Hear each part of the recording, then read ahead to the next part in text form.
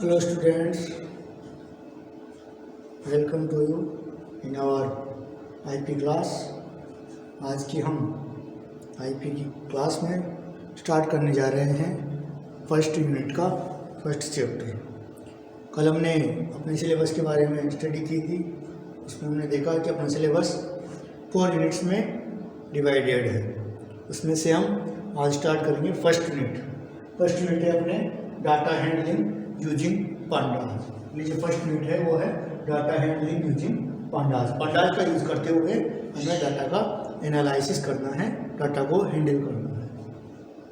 उसका first chapter है introduction to Python libraries pandas और मैटप्लॉटलिब। हम पाइथन की जो लाइब्रेरीज है पांडास और मैटप्लॉटलिब उसकी स्टडी करेंगे। तो यहाँ हम आज पांडास के बारे में पढ़ेंगे, मैटप्लॉटलिब लाइब्रेरी के बारे में हम विजुअलाइजेशन वाले चैप्टर के अंदर पढ़ेंगे। पाइथन एक बहुत ही अच्छी ओपन सोर्स लैंग्वेज है, कंप्यूटर लैंग्वेज है। उस कंप्यूटर लैंग्वेज की पांडास एक लाइब्रेरी है। उस पाइथन में वर्क करने के लिए डिफरेंट टाइप के वर्क करने के लिए डिफरेंट टाइप की लाइब्रेरीज होती है।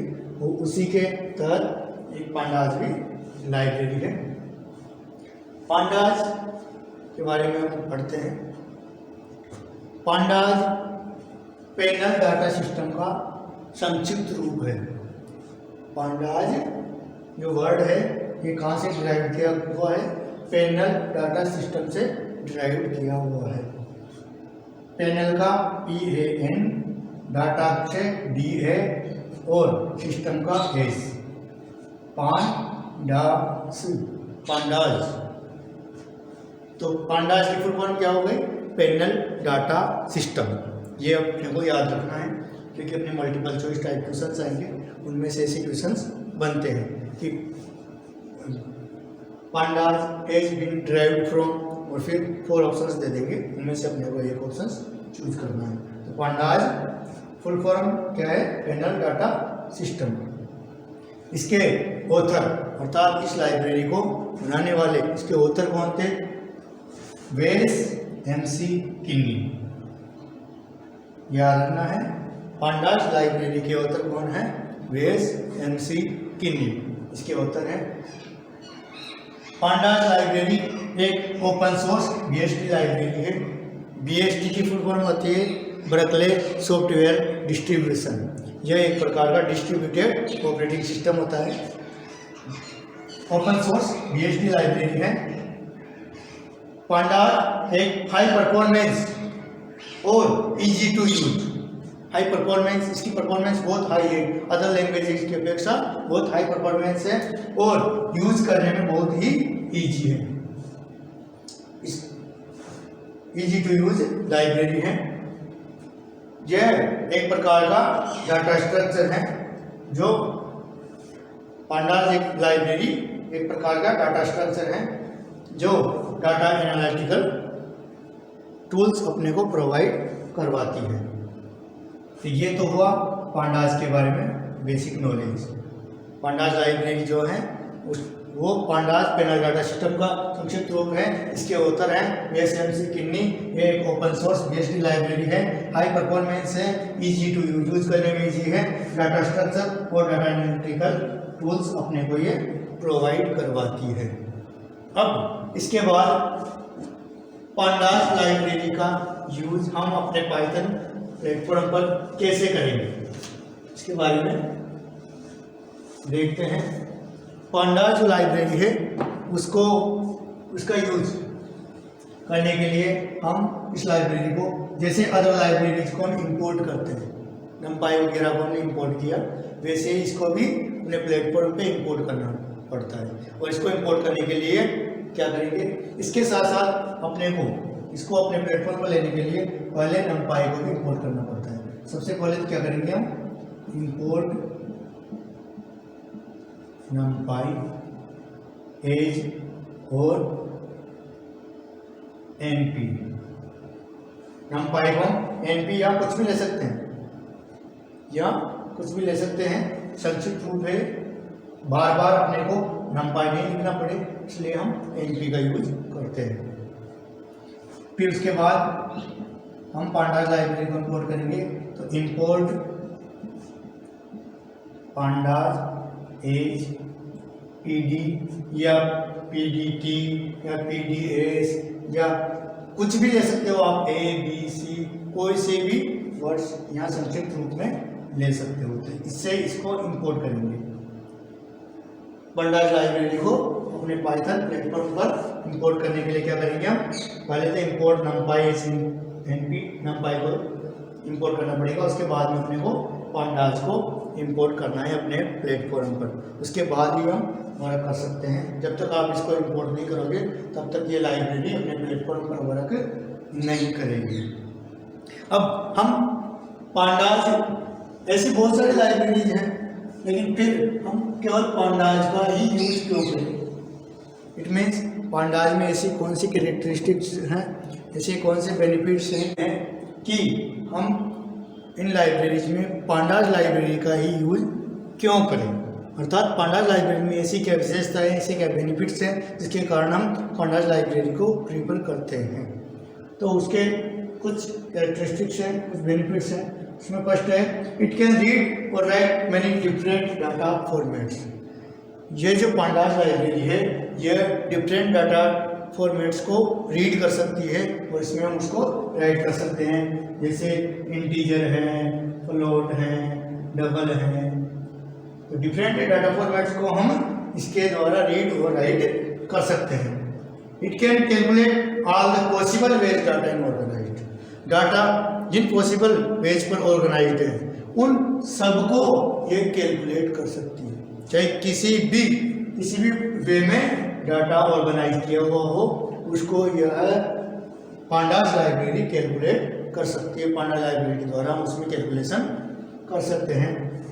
Easily select subsets, it can easily select subsets.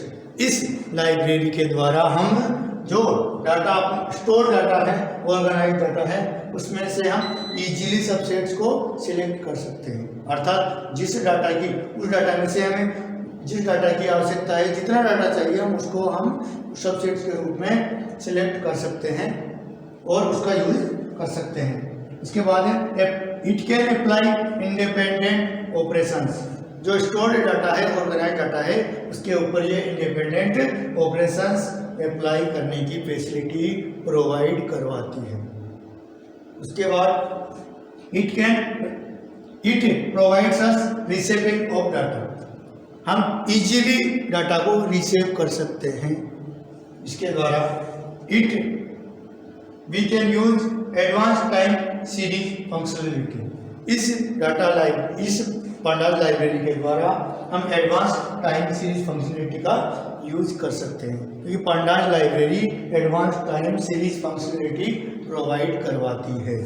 तो ये तो कुछ बेनिफिट्स हैं जिसके कारण हम पांडाज लाइब्रेरी का यूज करते हैं। डिफरेंट डाटा फॉर्मेट्स के ऊपर रीड राइट कर सकते हैं इजीली।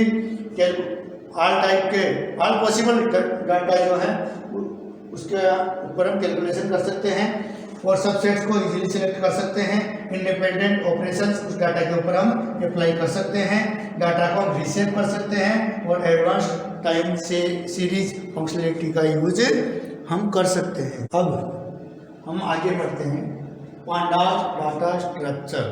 पांडाज डाटा स्ट्रक्चर क्या होता है?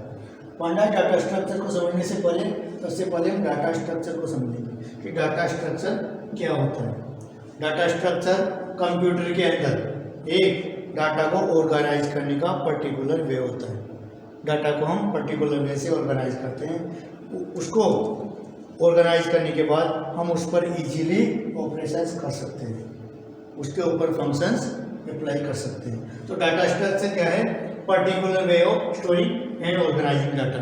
डाटा को स्टोर करने का और ऑर्गेनाइज करने का एक पर्टिकुलर वे है डाटा स्ट्रक्चर, ताकि उसके ऊपर we can apply a specific type of functionality, ताकि हम उसके ऊपर स्पेशल टाइप के फंक्शंस कर सकते हैं।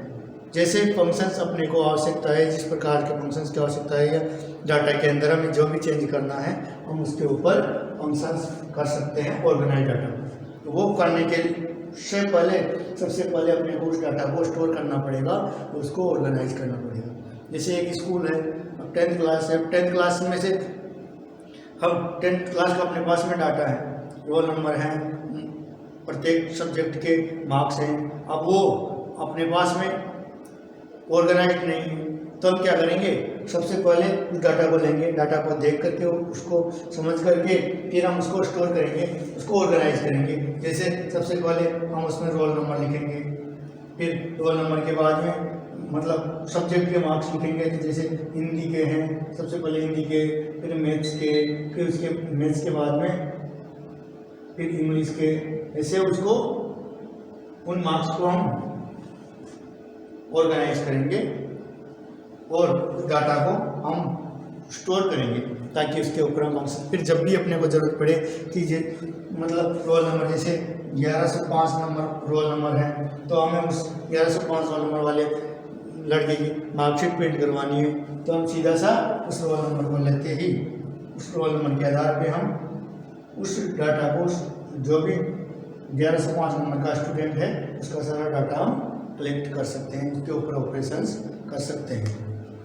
तो डाटा स्ट्रक्चर क्या है, कंप्यूटर में डाटा को स्टोर करने का, डाटा को ऑर्गेनाइज करने का एक वे है, ताकि हम इसके ऊपर स्पेशल फंक्शंस अप्लाई कर सकें। अब data structure, pandas data structure, pandas के भी कुछ फिक्स डाटा स्ट्रक्चर हैं। उसमें फेमस जो डाटा स्ट्रक्चर है पांडास के, वो दो हैं। एक है series data structure, series data structure, और सेकंड जो है वो है डाटा फ्रेम डाटा स्ट्रक्चर। दो प्रकार के डाटा स्ट्रक्चर हैं पांडास डाटा स्ट्रक्चर। दो प्रकार के फेमस डाटा स्ट्रक्चर है, सीरीज डाटा स्ट्रक्चर और डाटा फ्रेम डाटा स्ट्रक्चर। अब हम इसमें दोनों का अलग अलग अध्ययन करेंगे। पहले हम सीरीज डाटा स्ट्रक्चर का स्टडी करेंगे, उसके बाद फिर डाटा फ्रेम डाटा स्ट्रक्चर के बारे में स्टडी करेंगे। तो स्टडी